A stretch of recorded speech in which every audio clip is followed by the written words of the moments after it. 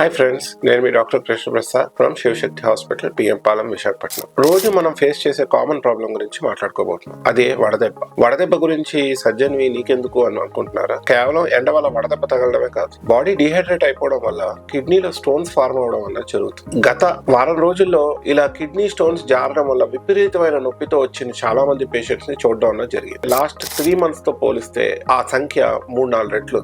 ఆ నీళ్లు మీరు తాగినా తాగకపోయినా శరీరంలోంచి స్వేద రంధ్రాల నుంచి చెమట రూపంలో బయటకు పోతుంది. అప్పుడు మీ యూరిన్ కాన్సన్ట్రేట్ అవుతుంది, మీ ఒంట్లో అవయవాలు సరిగ్గా పనిచేయవు. సో కాన్సన్ట్రేట్ అయిన యూరిన్ నుంచే కిడ్నీలో స్టోన్స్ అన్నో పుడతాయి. అలా జరగకుండా ఉండాలి అంటే సాధ్యమైనంత నీరు తాగండి. నీరు తాగండి అంటే అన్నం తినేటప్పుడు, టిఫిన్ తినేటప్పుడు, స్నాక్స్ తినేటప్పుడు తాగే నీరు కాదు. అది కాకుండా పని కట్టుకొని కనీసం రోజుకి 3 నుంచి 3.5 లీటర్ నీళ్లు తాగండి. మనది చాలా హ్యూమిడ్ అండ్ వార్మ్, అంటే తేమ ఎక్కువ ఉండి వేడిగా ఉండే ప్రదేశం. సో ఒంట్లోంచి నీరు ఎక్కువగా పోతాయి, వడదెబ్బ కొట్టే ఛాన్స్ ఎక్కువగా ఉంటుంది. ఎండలో ఎక్కువ తిరగకండి, నీళ్ళు ఎక్కువ తాగండి, క్షేమంగా ఉండండి. Thank you.